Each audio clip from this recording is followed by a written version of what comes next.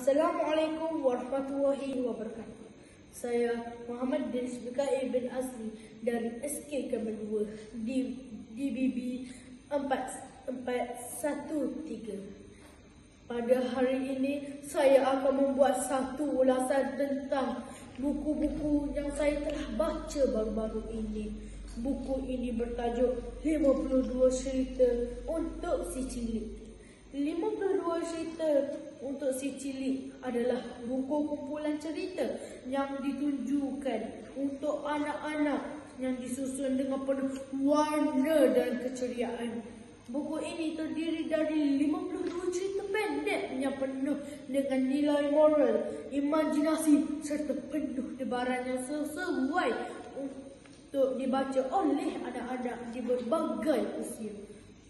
Setiap cerita dirancang untuk memberikan pesan yang mendidik, mengajarkan berbagai nilai kehidupan seperti persahabatan, kejujuran, keberanian dan pentingnya bekerjasama.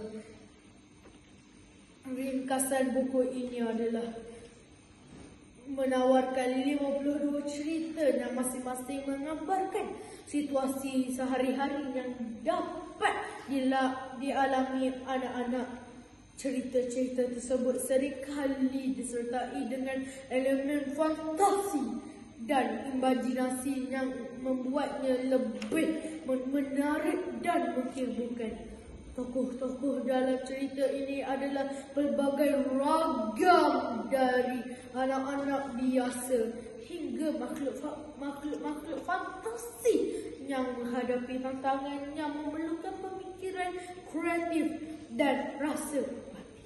Setiap cerita memiliki pesan moral yang mudah dipahami dan dapat menginspirasi anak-anak untuk belajar hal-hal positif dalam hidup mereka.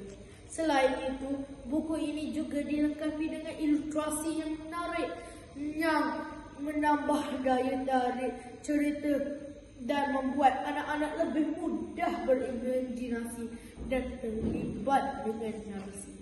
Kelebihan buku ini yang pertama, pesan moral yang kuat.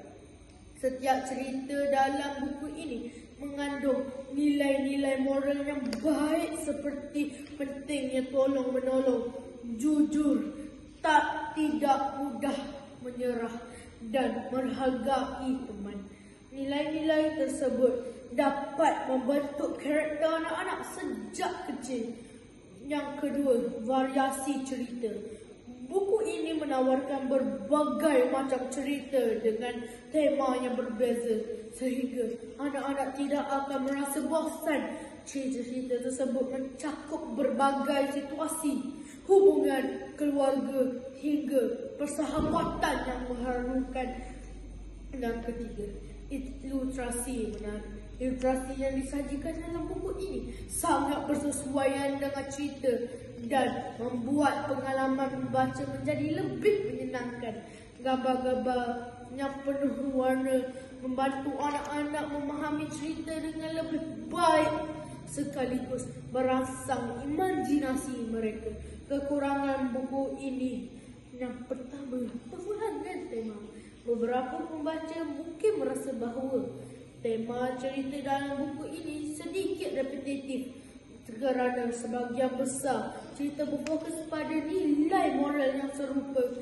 Meskipun demikian, cara penyampaian tetap menarik, namun mungkin bagi sebahagian orang bisa terasa kurang variasi. Yang kedua, batasan usia. Meskipun buku ini ditujukan untuk anak-anak, beberapa cerita mungkin lebih sesuai untuk anak-anak yang lebih muda atau baru belajar membaca. Anak-anak yang lebih dewasa mungkin merasa bahawa cerita-cerita terlalu sederhana. Kesimpulan buku ini, 52 cerita si cilik adalah buku yang sangat sesuai bagi anak-anak dan sebagai bacaan ringan yang sekaligus mendidik dengan cerita-cerita yang penuh warna, pesan moral yang jelas dan ilustrasi yang menarik. Buku ini menjadi kawan yang menyenangkan untuk waktu baca bersama keluarga. Meskipun terdapat pengulangan tema dalam beberapa cerita, keseluruhan buku ini tetap memberikan pengalaman membaca yang menyenangkan dan bermanfaat bagi perkembangan karakter anak.